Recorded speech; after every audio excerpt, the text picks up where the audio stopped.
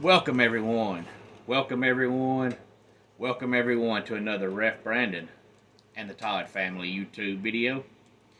Wherever you are, whatever you may be doing, thank you so much for making Ref Brandon and the Todd family part of your day. We always greatly appreciate it. Since it is a Tuesday, we've had a little bit more than 24 hours to sit and think about our reactions to NXT Heatwave, which took place Sunday night.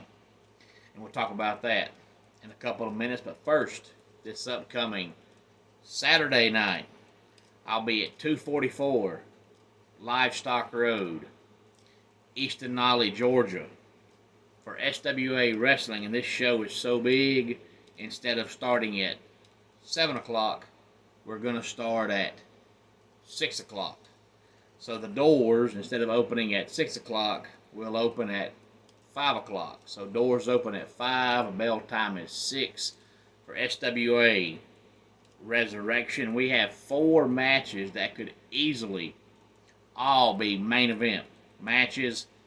Tower versus Big Bad Brando in a tables match with special guest Billy Starr as the referee.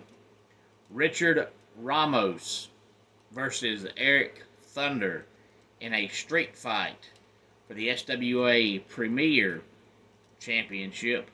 Jimmy Lee versus Rushy Miller in a brass knuckles on a pole match. And RWO versus Forewarned in a steel cage match for the SWA Tag Team titles. All those matches plus more will take place at SWA Resurrection 244 Livestock Road, Easton Nolly, Georgia. Saturday, doors open at 5 o'clock and bell time will be 6 o'clock. Hopefully I will see all of you there. Now on to NXT Heatwave. It capped off a 3-day weekend for the WWE in Toronto. SmackDown Friday night, Money in the Bank Saturday night, and of course Heatwave Sunday night. As always, I thoroughly enjoyed the show. I'm a huge fan of Shawn Michaels. He knows what he is doing. Between Shawn Michaels, NXT, and Triple H on Raw and SmackDown, WWE is certainly looking like they're going to continue to build what they are already building. The TV ratings are up. More and more people are watching. And then Triple H says when Raw moves to Netflix in January, the WWE will then be seen by 80% of the world. And that's pretty doggone good. So I am looking forward to the future for Raw, SmackDown, and NXT. But Sunday night, on the pre-show, we saw Carmen Petrovic and Ariana Grace defeat JC Jane and Jasmine Nix in a ladies tag team match. And then Ariana Grace said she was no longer going to partner with Carmen. So NXT General Manager Ava has put them in a one-on-one match that'll take place tonight on NXT. The main card opened with Oba Femi defeating Wes Lee to retain the NXT North American Championship. Now, Wes Lee is going to address his future tonight because he can no longer challenge for the North American Championship as long as Oba Femi is the champion.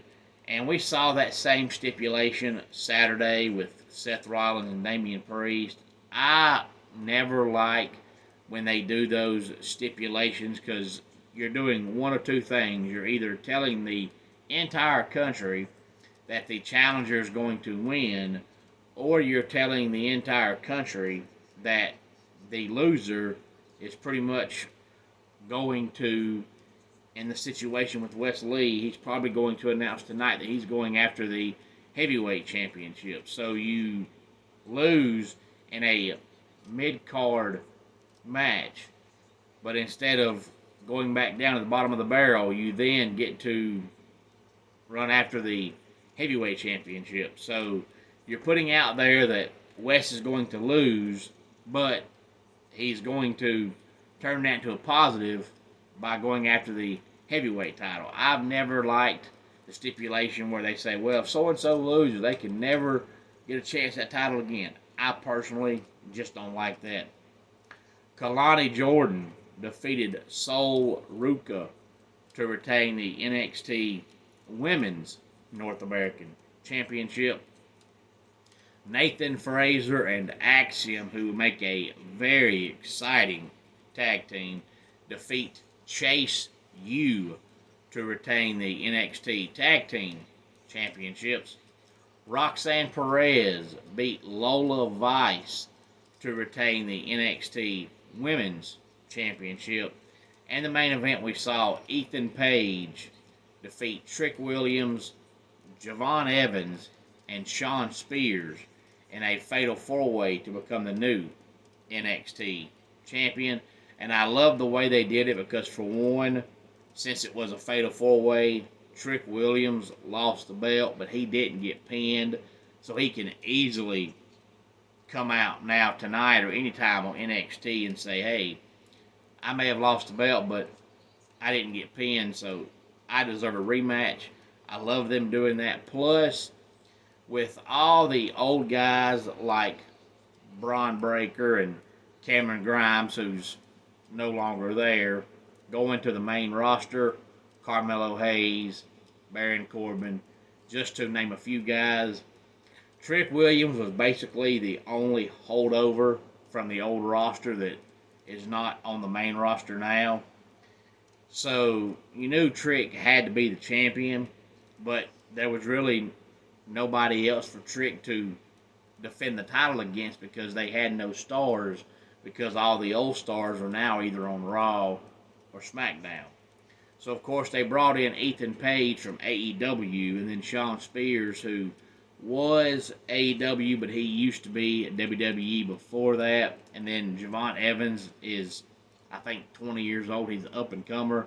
So now they went from having one star in Trick Williams to having 4 stars with Ethan Page, Trick Williams, Javon Evans, and Shawn Spears. So just like that, they've gone from one main event guy to 4, which is great. And Trick didn't get pinned, so he gets a rematch now at some point, I'm sure, which is great. And Javon Evans has a very bright future. So I could easily see now Ethan Page having a feud with Trick or Javon or Shawn in some sort of capacity. So I really enjoy that, because when Trick was champion, at first I was like, man, Trick's champion, but who's he going to defend against? He can't keep the belt forever because that would get stale, but he can't just go out there and drop the belt to some nobody. So now, instead of having Trick and a bunch of nobodies, you have Trick and 3 stars in Ethan Page, Javon Evans, and Shawn Spears. Any thoughts on NXT Heatwave or SWA Resurrection that's coming up on Saturday night? Please feel free to let me know. Just remember, with SWA, the doors open at 5 and the bell time will be 6 o'clock, and we're hoping to be out of there by 10:30, but it's going to be a huge, huge show, and you can't beat $10 for a tables match, a brass knuckles on a pole match, and a steel cage match, and a street fight, all in the same night. Let's go ahead and get our dad joke of the day in here.